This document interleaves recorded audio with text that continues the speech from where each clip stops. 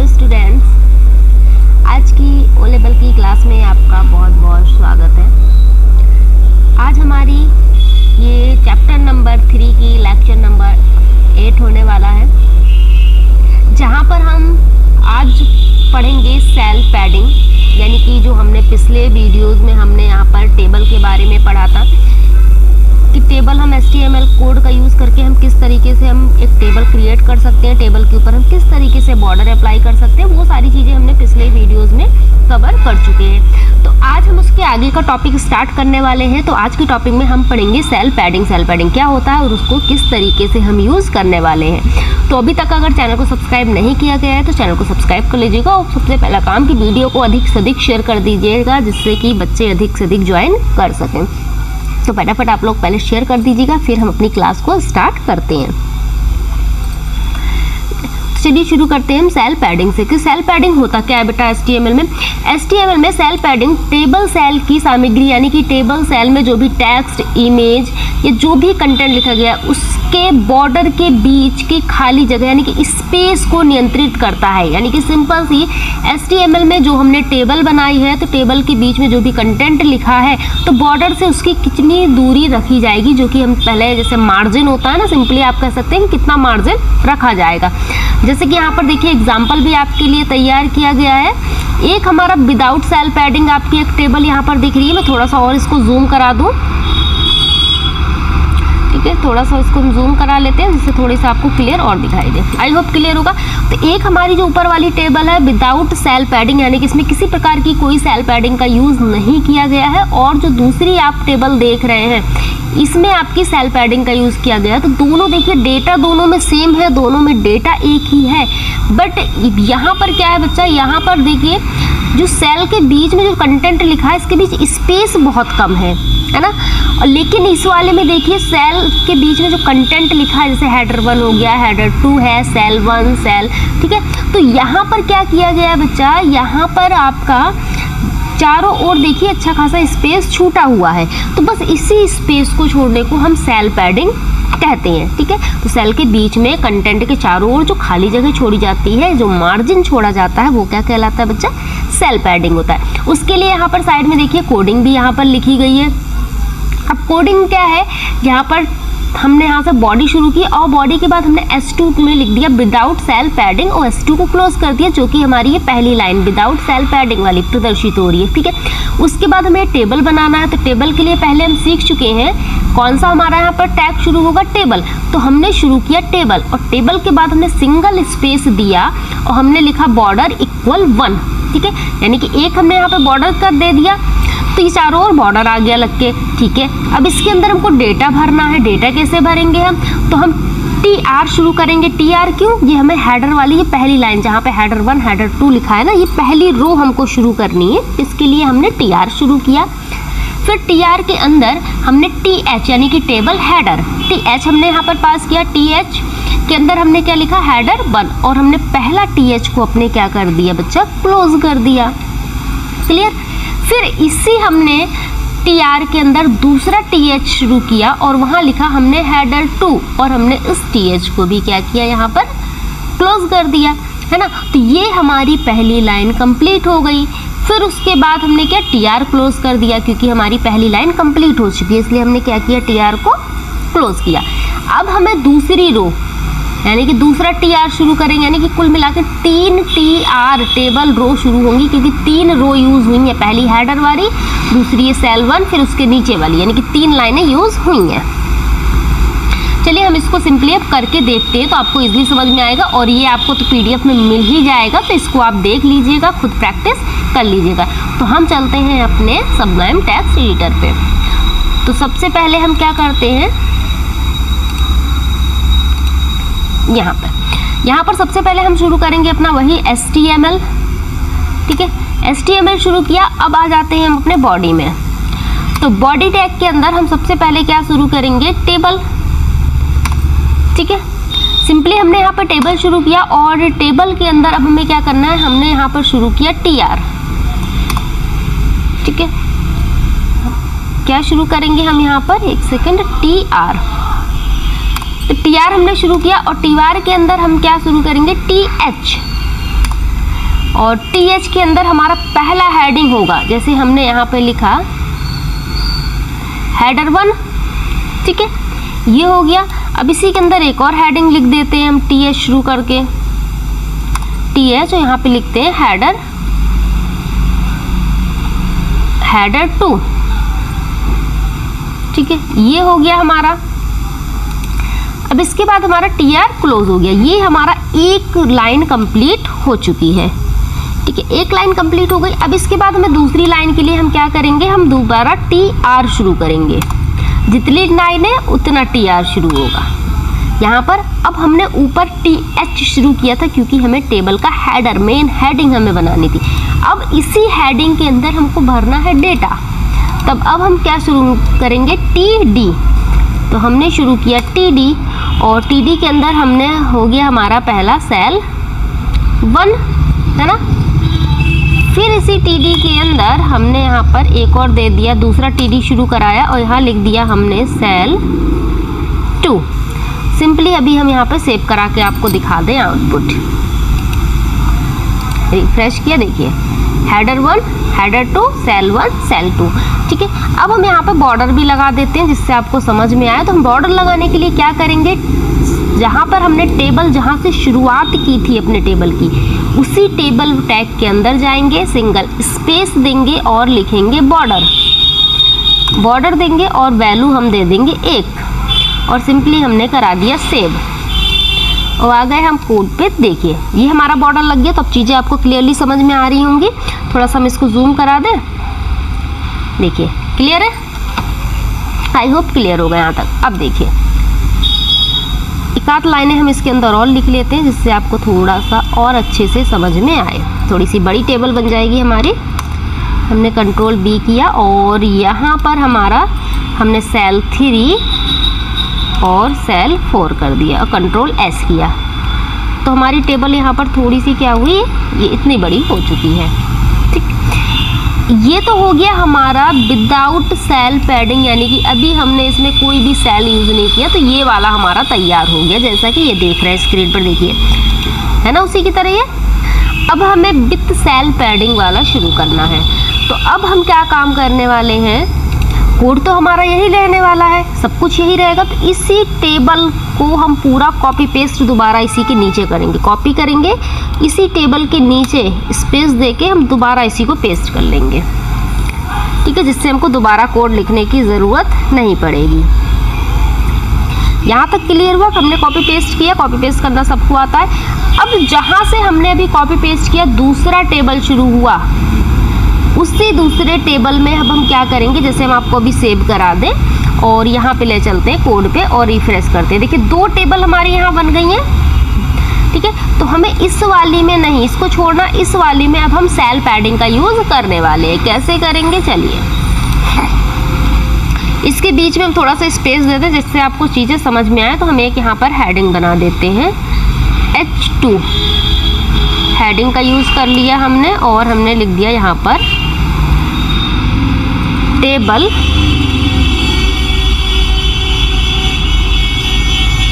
With cell padding और control S कर दिया। अब यहाँ पर ब्राउज़र पे आ गए, देखिए ये हो गया। थोड़ा सा छोटा करा लें जिससे दोनों टेबल आपको दिखने लगे, ये ठीक है बच्चा, ये काम हो गया। अब हम सेल पैडिंग का यूज़ करेंगे। अब सेल पैडिंग का यूज़ कैसे करना है हमें वो देखिएगा। हमने यहाँ पर टेबल बॉर्डर लगाया है ना 1, बस। तो उस 1 के बाद हमें कर्सर को रखना है, सिंगल स्पेस दे देना है। उसके बाद हमको लिखना है सेल पैडिंग, CELLPADDING, स्पेलिंग वगैरह में मिस्टेक मत कीजिएगा। सेल पैडिंग हो गया।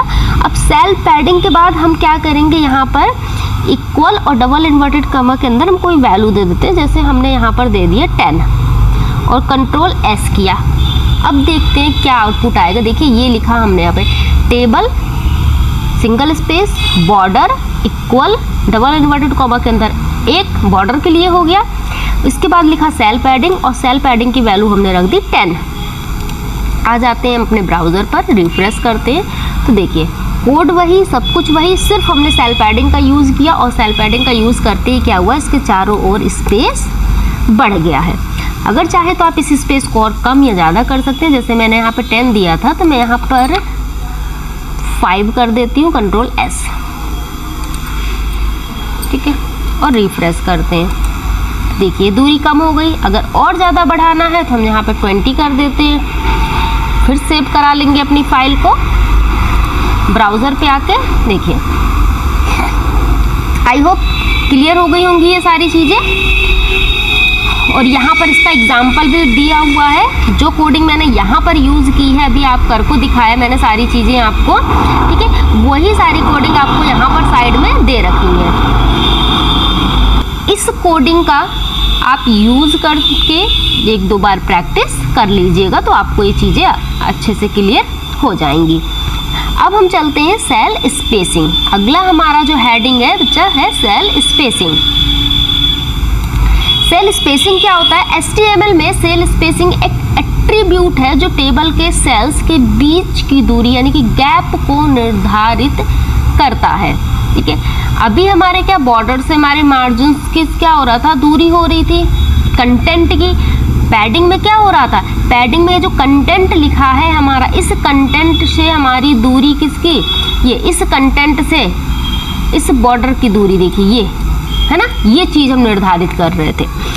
अब यहाँ पर क्या करना है, यहाँ पर क्या कह रहा है, यहाँ पर समझिए HTML में सेल स्पेसिंग एट्रीब्यूट टेबल के सेल के बीच की दूरी निर्धारित करता है। कैसे? अब यहाँ पर आप पिक्चर देखेंगे तो समझ में आएगा। ये देखिए सेल के किनारे बॉर्डर लगा है और एकदम बाहरी बॉर्डर, ये इससे क्या काम कर रहा है, इसकी दूरी को निर्धारित, यानी कि इन दूरियों को हम क्या कर रहे हैं, निर्धारित कर रहे हैं। और अभी हम कौन सी दूरी कर रहे थे, इस कंटेंट से इस वाले, ठीक है, बॉर्डर की दूरी को। कैसे करना है, सिंटैक्स का टेबल बॉर्डर हमारा वही एक, और यहाँ पर जो सेल स्पेसिंग है हमने यहाँ 25, कोई भी नंबर आप यहाँ पे दे सकते हैं। लिखने का बस तरीका देख लीजिएगा। टेबल बॉर्डर हमने लगाया =1, फिर उसके बाद सेल स्पेसिंग इक्वल, और जो भी नंबर आपको देना हो वो आप यहाँ पर नंबर दे सकते हैं। अब यहाँ पर एक कोड लिखा गया है हमने H2 हेडिंग का, बाकी आपके ऊपर का HTML बॉडी वो सारा आपका जो तरीका है वही रहेगा। हमने बॉडी के अंदर H2 शुरू किया, उसके अंदर हमने एक हेडिंग लिख दी कि विथ सेल स्पेसिंग, जिससे आपको पता रहे कि ठीक है हम यहाँ पर सेल स्पेसिंग का यूज़ कर रहे हैं। उसके बाद हमने टेबल एट्रीब्यूट शुरू किया। टेबल के अंदर हमने बॉर्डर के अंदर हमने दिया 1। अब 1 के अंदर हमने क्या दिया, यहाँ पे सेल स्पेसिंग =25। इसके बाद हमने TR शुरू किया। TR क्यों? क्योंकि हमको ये पहली लाइन शुरू करनी है। उसके अंदर TH इस टेबल हेडर के लिए, तो यहाँ पर हमने क्या दे दिया, हेडर 1, ये हमारा हो गया, और ये हमने TH क्लोज कर दिया, यानी कि इतना क्लोज करते ही हमारी ये तैयार हो गया। फिर हमने दूसरा TH शुरू किया, उसके अंदर लिखा हेडर 2, तो हमारा ये तैयार हो गया। अब एक लाइन पूरी होते ही हमने क्या किया, यहाँ पर अपने TR को क्लोज कर दिया। यहाँ तक हमारी एक लाइन कंप्लीट हो चुकी है, ठीक है।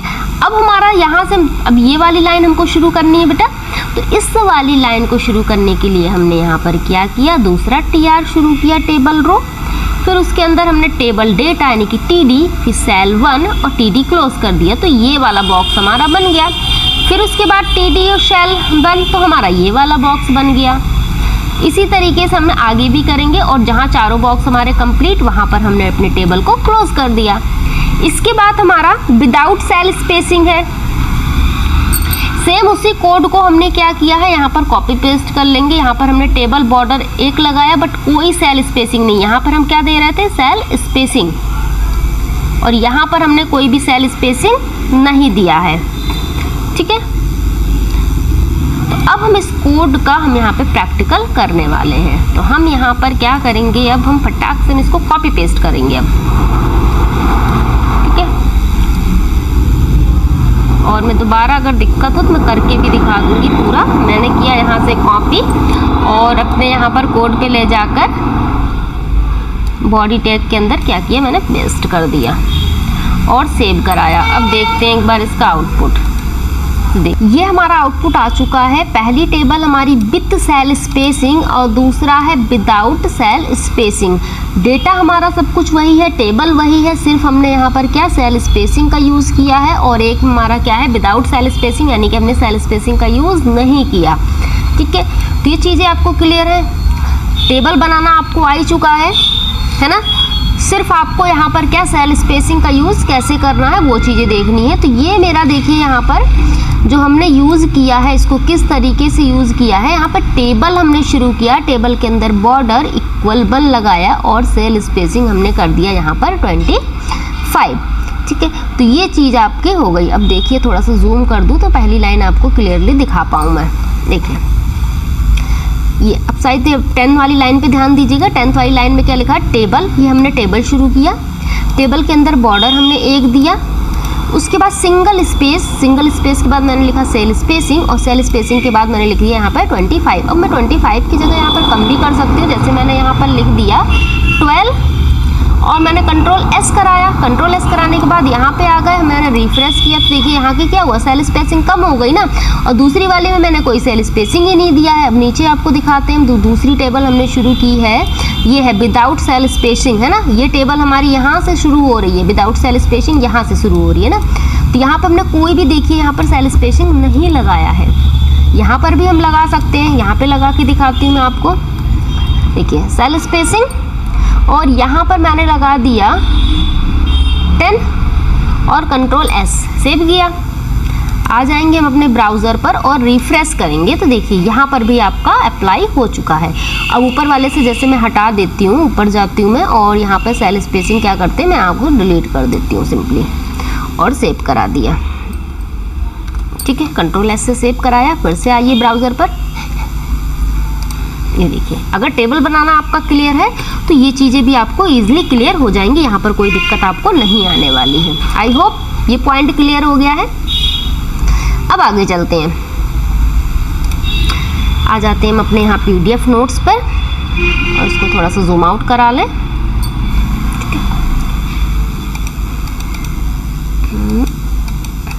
ठीक है, आई होप सब क्लियर हो रहा होगा ये चीज़ें। जहाँ पे चीज़ें ना समझ में आ रही हैं तो बच्चा आप बता सकते हैं कि चीज़ें नहीं समझ में आ रही हैं।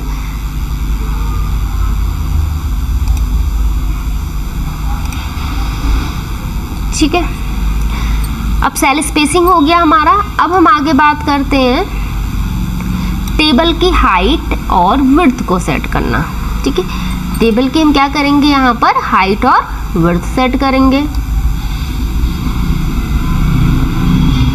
कैसे करना है, टेबल टैग के हमने टेबल टैग में हाइट और विड्थ एट्रीब्यूट देकर सेट कर सकते हैं, यानी कि टेबल की जो हाइट विड्थ है हम क्या कर सकते हैं, एट्रीब्यूट को देकर हम इसको सेट कर सकते हैं। तो इसको मैं यहाँ से थोड़ा सा, लाइन हमारी छुप रही है, इसको नई लाइन में कर लूँ यहाँ पर और इसको साइड में रख देते हैं।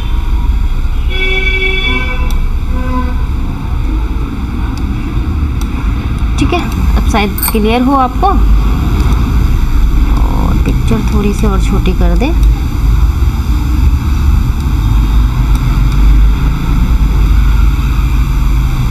आई होप अब सारी चीज़ें क्लियर होंगी। ठीक है, तो क्या कह रहा है, टेबल टैग में हाइट और विड्थ एट्रीब्यूट देकर पूरी टेबल का आकार नियंत्रित किया जा सकता है। कैसे करेंगे, इसका एग्जांपल देखिए। टेबल बॉर्डर 1, विड्थ 500, हाइट 300 दे दिया। यहाँ पर कोई भी आप दे सकते हैं, कैसे देना है वो चीज़ें हम आपको दिखाते हैं। कोड हमारा यही था। ठीक है, अब यहाँ पर कोड बहुत ज़्यादा है तो यहाँ डबल टेबल थी, तो मैं थोड़ा सा यहाँ पर क्या करते हैं, टेबल को हम कम कर लेते हैं। इसको पहले हम जूम आउट करा लें, और यहाँ पे हमने 2 टेबल यूज़ की थी तो आपको समझने में अब दिक्कत हो रही होगी, बहुत सारा डेटा हो गया, तो हम यहाँ पर टेबल डिलीट कर दें। अब हमारे पास सिर्फ एक ही टेबल है। अब जूम करा लें कि चीज़ें आपको क्लियर दिखें। ठीक है, हेडर 1 है, हेडर 2 है, सेल 1 है, और यहाँ पे हम सेल 2 लिख दें। ये हमारा सेल 2 हो गया बच्चा, और ये हमारा सेल 3 हो गया, और ये हमारा सेल 4 हो गया। कंट्रोल एस, देखिए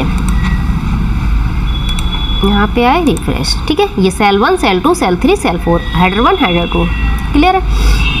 और इसकी हेडिंग भी हटा देते हैं हम, सेल स्पेसिंग का भी यूज़ नहीं कर रहे हैं, हम हाइट और विड्थ का यूज़ कर रहे हैं। तो हम कमेंट अप्लाई कर देंगे। हम यहाँ पर कमेंट अप्लाई करना बता चुके हैं हम आपको। एक्सक्लेमेटरी चिन्ह लगाया और यहाँ पर हमने डैश लगाया।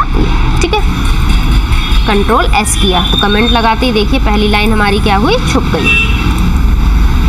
अब हम हाइट और विड्थ किस तरीके से पास करेंगे, टेबल बॉर्डर और टेबल बॉर्डर के बाद हमारा जो 1 लिखा है वहाँ पे कर्सर रखा, सिंगल स्पेस दिया, सिंगल स्पेस देने के बाद अब आपको लिखना है हाइट, ठीक है। तो यहाँ पर आपको क्या करना है, हाइट लिखना है HIGHT, ठीक है। एक सेकेंड, HEIGST में स्पेलिंग गलत लिख रही थी बेटा, HEIGST मैंने हाइट दिया इक्वल। अब यहाँ पे हम कोई नंबर दे सकते हैं, जैसे मैंने यहाँ पर 200 दे दिया, सिंगल स्पेस यहाँ पर दिया और मैंने लिखा विड्थ, ठीक है। विड्थ दिया और विड्थ मैंने यहाँ पर कर दिया इसका 100, कंट्रोल S करते हैं। अब हम यहाँ पे इसको एक बार चेक कर लेते हैं कि इसकी हाइट और विड्थ वर्क कर रही है कि नहीं कर रही है, ठीक है। आ जाते हैं हम अपने ब्राउज़र पर और इसको हम करते हैं रिफ्रेश। देखिए ये हो गया आपका हाइट और विड्थ, हमने यहाँ से सेट कर पा रहे हैं, है ना भाई। यहाँ पर हमने क्या किया था, जो इसकी हाइट 200 की थी, विड्थ यानी कि चौड़ाई हमने 100 की थी, तो इसी वजह से हमारा कोड कुछ इस तरीके से आ रहा है, भी ऊंचाई ज़्यादा है चौड़ाई कम है। अब हम इसको थोड़ा सा हम बढ़ा के देख लें, जैसे हमारा विड्थ 100 है तो हम इसको विड्थ को क्या यहाँ पे हम 250 कर देते हैं और कंट्रोल S से हमने सेव करा दिया।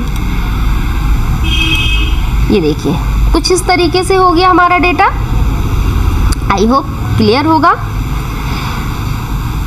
अब इस नंबर को हम कम करके भी चेक कर सकते हैं, एक बार हम कम करके चेक कर लें। जैसे अगर हम 50 यहाँ पे करते हैं और हम 50 ही इसको करते हैं तो देखते हैं क्या इफेक्ट पड़ता है। तो देखिए डेटा हमारा कुछ इतना छोटा हो गया। तो आई होप आपको चीज़ें समझ में आ रही होंगी। तो हम यहाँ पर 50 ना करके हम यहाँ पर 200 ही रखते हैं, 200 परफेक्ट है। विड्थ और हाइट को हम यहाँ पे 150 रख सकते हैं। कंट्रोल S किया और आ गए हम अपने ब्राउज़र पर, रिफ्रेश करेंगे पेज को और ये क्लियर। हाइट विड्थ भी आई होप क्लियर हो गई होगी आपको। तो हाइट विड्थ का यूज़ हम किस लिए करते हैं बच्चा, हम टेबल की हाइट और विड्थ को अपने अकॉर्डिंग सेट करने के लिए करते हैं, ठीक है। तो ये चीज़ें आपकी हो गई। ये जैसे टेबल की हमने टेबल के अंदर हाइट और विड्थ हमने यहाँ पर पास किया था। अब इसी की तरह है यहाँ पर देखिए टेबल, यानी कि टेबल के अंदर जो डेटा लिखा हुआ है, जो सेल बनाई है हमने, ये वाली सेल, अभी तो हमने इसका हो रहा था, ये वाली सेल, इसके अंदर भी हम हाइट और विड्थ को सेट कर सकते हैं। किस तरीके से करेंगे, देखिए यहाँ पे TD के अंदर विड्थ दिया है और TD के अंदर क्या दिया है, हाइट दिया है। कैसे करेंगे चलिए देखते हैं यहाँ पर भी। तो यहाँ वाला हम इसको रहने देते हैं।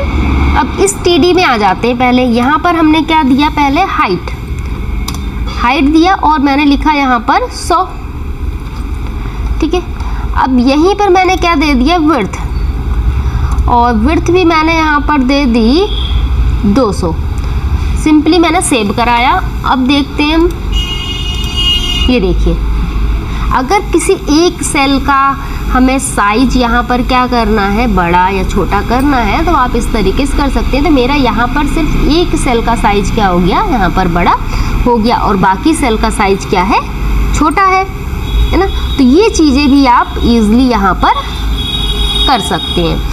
अब जैसे मुझे सिर्फ क्या करना है, इसको भी बड़ा करना है, सेल 2 वाले को या फिर सेल 3 को, तो मैं क्या करूँगी, मैं अब सेल 3 में यही चीज़ लगाऊंगी। अब मैं यहाँ पर क्या करने वाली हूँ, 2 को छोड़ दूँगी और मैं 3 में लगाऊंगी। तो यहाँ पर मैंने हाइट लगाया और हाइट वही जो हमने पहले ऊपर दी थी, मैंने 100 यहाँ पर भी लिख दिया और स्पेस यहाँ पर मैंने लिखा विड्थ, और विड्थ मैंने यहाँ पर 200 दे दी और कंट्रोल S से सेव कराया। ब्राउज़र पे आ गए तो देखिए ये दोनों बॉक्स मेरे बड़े हो गए और ये दोनों बॉक्स मेरे छोटे हैं। तो इस तरीके से आप किसी सेल को भी हाइट विड्थ सेट कर सकते हैं, आप हेडर का भी हाइट विड्थ सेट कर सकते हैं, पूरी टेबल का भी सेट कर सकते हैं। अब 2-4 बार आप प्रैक्टिस करेंगे तो चीज़ें आपको इजीली समझ में आ जाएंगी और इफेक्ट समझ में आएगा। 2-4 बार आप करेंगे, चीज़ों को हटाएंगे, नंबर्स को कम ज़्यादा करेंगे तो सारी चीज़ें आपका कॉन्सेप्ट बिल्कुल क्लियर हो जाएगा बेटा, ठीक है। देखिए यहाँ पे क्या रखा है ना, सेल 1 की चौड़ाई 200, ऊंचाई 100, यहाँ मतलब जो यहाँ पे हमने दे रखा है उसके अकॉर्डिंग यहाँ पर दे रखा है कि सेल 1 की जो चौड़ाई है उसकी 200, क्योंकि हमने यहाँ पर क्या विड्थ 200 दे रखी है, हाइट 100 है तो इसकी 100 पिक्सल हो जाएगी, है ना।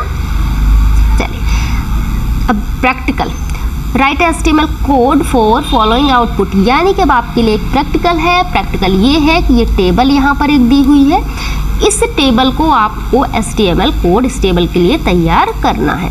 ठीक है, तैयार करने के बाद आप मुझे टेलीग्राम चैनल पर ज़रूर भेजिएगा। मैं देखूंगी कि आपने इसको किया है, नहीं किया है, किया है तो कहाँ पर कमियां रह गई हैं या फिर आप परफेक्ट कर पाए हैं। ठीक है, एक बार ट्राई ज़रूर कीजिएगा इस टेबल को। यहाँ पर फील्ड है, फील्ड के अंदर name, education, date of birth, father name और डेटा इसके अंदर भरना है। यहाँ पर कुछ डेटा भरा हुआ है, सेम आपको इसी डेटा के लिए एक टेबल तैयार करनी है। चलिए, अगला है हमारा row span and col span. चलिए अब देखते हैं कि row span and col span क्या होता है। HTML में रो स्पैन और कॉल स्पैन टेबल सेल को मर्ज करने के लिए इस्तेमाल होता है।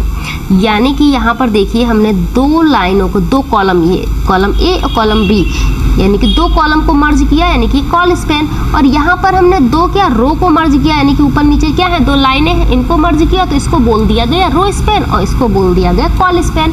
सिंपली ये दो लाइनों को मिलाना ही मर्ज करना क्या कहलाता है, स्पैन कहलाता है। कॉलम को मर्ज करेंगे कॉल स्पैन, रो को मर्ज करेंगे तो रो स्पैन। क्लियर? चलिए प्रैक्टिकल अब क्या है, right HTML code for following table. अब यहाँ पर ये दो एग्जाम्पल दे रखे हैं, इस आउटपुट के लिए हमें क्या करना है, कोड तैयार करना है। तो चलिए इसको तो मैं करके दिखाती हूँ आपको कैसे करेंगे। सबसे पहले हम आ जाते हैं अपने सबलाइन टेक्स्ट एडिटर पर, है ना। तो आ गए हम यहाँ पर और ये सारा डेटा हम पहले हटा देते हैं। अब बिल्कुल शुरुआत से हम करते हैं HTML की, HTML। ठीक है, अभी टाइटल में कुछ नहीं लिखते, हम आ जाते हैं अपने बॉडी टैग के अंदर। अब बॉडी टैग के अंदर हमको क्या शुरू करना है, टेबल, क्योंकि सारा काम हम कर रहे हैं टेबल में, टेबल। ठीक है, अब यहाँ पर हमने टेबल क्लोज कर दी। अब टेबल के अंदर अब हमको क्या शुरू करना है, पहले तो सबसे पहले काम हम टेबल में बॉर्डर ही लगा लेते हैं यहाँ पर। तो टेबल के अंदर सिंगल स्पेस और हमने यहाँ पर लिखा बॉर्डर, और बॉर्डर हमने क्या दे दिया 1। ठीक है, ये हो गया। ये लाइन तो आपको क्लियर होगी क्योंकि हम कई बार रिपीट कर चुके हैं इसको। अब इसके अंदर हम पहली लाइन क्या शुरू करेंगे, TR के अंदर TH टेबल हेडर। ठीक है, और टेबल हेडर, एक सेकेंड, TH टेबल हेडर, और टेबल हेडर में कौन सा डेटा लिखना है देख लेते हैं। टेबल हेडर में हमको क्या लिखना है, स्टूडेंट रिकॉर्ड लिखना है। ठीक है, स्टूडेंट रिकॉर्ड। तो यहाँ हम लिखेंगे स्टूडेंट CORD रिकॉर्ड, और यहाँ पर हमने स्टार लगा देते हैं जैसा कि हमारे कोड में लगा हुआ है, और स्टार्टिंग में भी 2 स्टार लगा देते हैं। ठीक है, हो गया। अब एक चीज़ और ध्यान दीजिएगा बच्चा, यहाँ पर जो स्टूडेंट रिकॉर्ड है ये यहाँ पर देखना 2 कॉलम को कवर करना ना, एक रवि वाला जिसमें नाम लिखा गया रवि विकास, एक कॉलम ये, और जिसमें 1 2 3 लिखा गया है एक कॉलम, यानी कि 2 कॉलम को कवर कर रहा है ना। तो अब हमें इसके लिए क्या यहाँ पर कोड लिखना पड़ेगा, जो हमने यहाँ पर TH शुरू किया है ना, इस TH के अंदर हम फिर से जाएंगे, यानी कि TH जहाँ से शुरुआत की है TH की, उसके अंदर जाएंगे हम, कर्सर को रखेंगे, एक सिंगल स्पेस देंगे। इसके बाद बेटा हम लिखेंगे कॉल स्पैन। ठीक है, कॉल स्पैन हमने लिखा, और कॉल स्पैन के अंदर हम वैल्यू यहाँ पर पास करा देंगे 2। ठीक है, आप कितनी भी करा सकते हैं, फिलहाल अभी हम 2 करा रहे हैं। 2 करा दिया हमने यहाँ पर, और हमारा TR क्लोज है। क्लियर? अब हम दोबारा एक TR शुरू कर लेते हैं। हमने यहाँ पर शुरू किया TR, और TR के अंदर अब हमारा दूसरा डेटा क्या लिखना है, एक बार हम देख लें, स्टूडेंट रिकॉर्ड, यहाँ पर रवि। ठीक है, तो अब हम यहाँ पर TR के अंदर शुरू करेंगे TD, और TD में क्या लिखने वाले हैं हम, यहाँ पर रवि लिखा हमने, और हमने यहाँ पर अपने TD को क्लोज कर दिया। और दूसरा TD हम यहाँ पर शुरू कर लेते हैं। यहाँ पर हमने शुरू किया दूसरा TD, और इस TD के अंदर हमारा लिखा था 1, हमने 1 लिख दिया, और TD को क्या किया हमने, क्लोज कर दिया और Ctrl S से सेव कर दिया। ठीक है, अब हम पहले एक बार आउटपुट चेक कर ले, फिर आगे देखते हैं। रिफ्रेश किया, देखिए स्टूडेंट रिकॉर्ड रवि और 1 आ गया। कैसे किया? सबसे पहले हमने टेबल बॉर्डर ये वाली लाइन कंप्लीट, उसके बाद हमने दूसरा टेबल रो शुरू किया। TH के अंदर कॉल स्पेन 2 दे दिया, यानी कॉल स्पेन 2 क्यों दिया हमने मैम? इसलिए दिया कॉल स्पेन 2 क्योंकि यहाँ पर सिर्फ 2 ही कॉलम हमारे पास मौजूद है। इन्हीं दोनों कॉलम के ऊपर हमको मर्ज करना है, इन्हीं दोनों कॉलम को मर्ज करना है, इसलिए 2। अगर हमको एक लाइन और होती, यहाँ पर एक कॉलम और होता 3 लिखते, एक कॉलम को और मर्ज करना होता तो 4 लिखते। ठीक है, कैसे मैं आपको दिखाती हूँ। जैसे एक और मैं अपनी तरफ से ऐड कर देती हूँ। मैं यहाँ पर कॉल स्पेन 3 कर दे रही हूँ, ठीक है, जिससे समझ में आया। 3 कर दिया मैंने कॉल स्पेन को, और मैंने यहाँ पर जो TD शुरू किया है और यहाँ पर मैंने TR शुरू किया है, यहाँ पर मैं एक और शुरू कर देती हूँ। ठीक है, इसके बाद मैं एक और TD शुरू करती हूँ, क्योंकि 3 लाइनें भी चाहिए अगर हमने 3 का डेटा लिखा है तो। यहाँ पर मैंने कुछ भी लिख दिया, कोई भी एक नंबर डाल देती हूँ, एक ऐसे डाल दिए, इससे समझ में आए चीज़ें आपको। आ जाते हैं हम अपने ब्राउज़र पर। देखिए 3 ऐड कर दिया ना, तो ऊपर तीनों को मर्ज करा दिया है ना। 3 लाइनें हैं इसलिए हमने ऊपर 3 लिखा। अब मैम अगर हम यहाँ पर 2 ही लिखें और 3 हमारे पास कॉलम हो तो चलिए देख लेते हैं क्या फ़र्क पड़ेगा। हमारे पास कितने 3 कॉलम हैं, बट हमने यहाँ पर 2 लिखा है। चलिए देखते हैं। तो देखिए ये हुआ, ये हमारी टेबल यहाँ खिचड़ी हो गई है ना।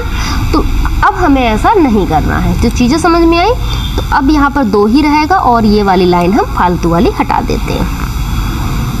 क्लियर? एस किया, डेटा रिफ्रेश किया, ये चीज़ हमारी सही हो गई। अब अगला हम लिखते हैं। दूसरा नाम क्या था? रवि के बाद यहाँ पे विकास और 2, एक लाइन और हम यहाँ पे फटाक से लिख लेते हैं। यहाँ पर इसके बाद हम यहाँ पर क्या लिखेंगे? विकास। ठीक है, विकास लिखा और यहाँ पर हमारा क्या था? रोल नंबर 2 था या 2 भी था नंबर। कंट्रोल S से सेव कराया, रिफ्रेश किया, तो देखिए ये हमारी टेबल कंप्लीट हो गई। यही टेबल थी ना। अब आउटपुट देखिए आप, देखिए ये आउटपुट आपका, ये जो दिख रहा है ये और ये सेम है ना, यही चीज़ लिखी हुई थी। तो इस तरीके से आप अपनी टेबल को कंप्लीट कर सकते हैं। ठीक है, अब ये आ जाता है एग्जाम्पल ऑफ रो स्पेन। अब हम रो स्पेन को देख लेते हैं कि कैसे रो स्पेन का यूज़ करना है। इसको हटा दें, क्योंकि इसी के नीचे लिखेंगे तो फिर आपका डेटा खिचड़ी होगा, आपको समझ में नहीं आएगा। ठीक है, तो ये हम यहाँ पर पूरा यहाँ तक हटा देते हैं और यहाँ से शुरू करेंगे TR शुरू किया हमने एक नया। तो अब इस रो स्पेन के लिए अब हम कौन सा यहाँ पर कोड लिखने वाले हैं? पहली चीज़ तो हमें यहाँ पर क्या चाहिए? देखिए हमको यहाँ पर इतने ही यहाँ पर कॉलम हमारे यही रहने वाले हैं। तो हम यहाँ पर क्या, यहाँ पर इसके बाद क्या शुरू करना है बेटा? फिर से हम शुरुआत करते हैं टेबल से, और टेबल के बाद हमें टेबल के अंदर क्या पास करना है? बॉर्डर। तो तरीका वही है, सबसे पहले हम यहाँ पे बॉर्डर लगा दें और बॉर्डर हमारा क्या होगा? 1।